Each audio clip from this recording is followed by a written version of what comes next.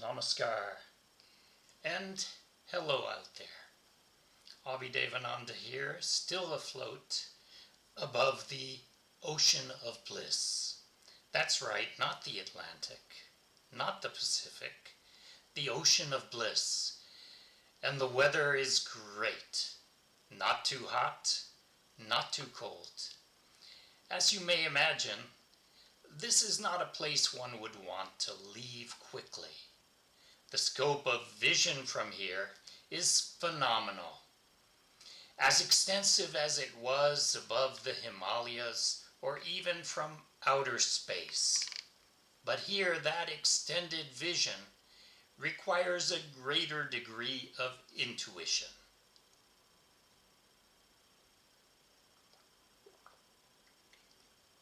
I know you're wondering, where did that bottle of water come from? Well, this is the Ocean of Bliss. Everything is here. But anyway, people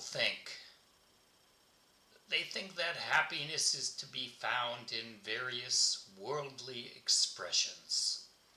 Being rich or famous, powerful or influential. But all of that pales before the joy that is felt from proximity to the Lord.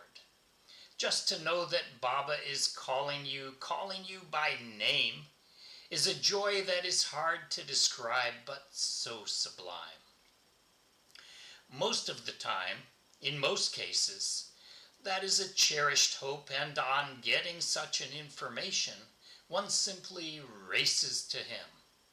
I say most of the time and in most cases because he is such an accomplished storyteller that he creates circumstances in which rivers even flow upstream. I remember once in Europe, I was a visitor there. My actual posting was in Australasia. And Baba himself was visiting Europe on his first world tour, about a year after coming out of prison. And for some reason, no doubt his unearned grace, his ahetuki kripa, Baba was calling me for field walk again and again. But it felt to me like it was too much. The local Margis were getting jealous and upset. And I, fool that I was, I got embarrassed. And so I went into hiding. As you may imagine, it didn't work. Where can one hide from the all-knowing one?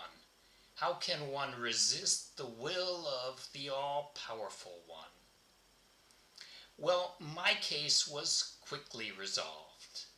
I managed to evade one field walk, not that I really wanted to, but soon I realized the error of my ways. After all, maybe I really did not care so much what others thought or said. Maybe for me, Baba was and is my all in all. But then I have always been somewhat introverted. For extroverts, people more socially oriented than myself, people whose self-worth depends upon the prestige they have in the eyes of others.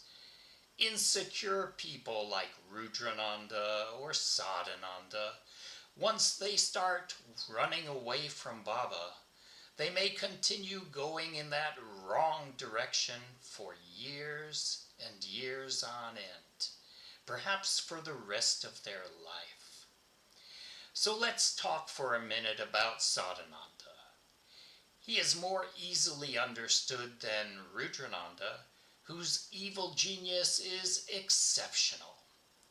In many respects, these two boys are cut from the same cloth. Similar because they are both insanely ambitious and they are both adept at manipulating socio-sentiment to serve their selfish ends. But Rudrananda is more opaque due to his willingness to play a long game. In contrast, the impatient Sadhananda is much more transparent. And maybe there is still some small hope for his rehabilitation, whereas there is little or no hope for Rujananda. So as I said, let's talk about Sadhananda for a minute. For purposes of self-aggrandizement, Sadhananda left his field in the Far East, Hong Kong sector, and went to Europe, Berlin sector, creating a nuisance there. From Europe he went to Israel, in Cairo sector, also creating a nuisance there. And nowadays he wants to extend his influence, as mentioned, based almost exclusively on socio-sentiment, the Russian socio-sentiment, in North America. But once again, he is only creating a nuisance there as well. The arrogance and pretentiousness of this chap is hard to conceive. He pretends to know more than his own guru when obviously he knows very little. He clearly lacks reverence for Gurudev, and he doesn't know much about Anandamarga either. He doesn't just lie to the other workers in the fields that he disturbs, he also lies to his own followers. Basically, due to arrogance, his is a wasted life, a misutilized potential. But coming back to our main topic, success in spiritual life is entirely dependent upon the grace of Guru. Whatever we do, however we do it, our intent should be to please Gurudev. We must think for his pleasure, his comfort, and disregard our own. Nowadays we find that popular philosophers, so-called life coaches, are preaching a much more selfish outlook.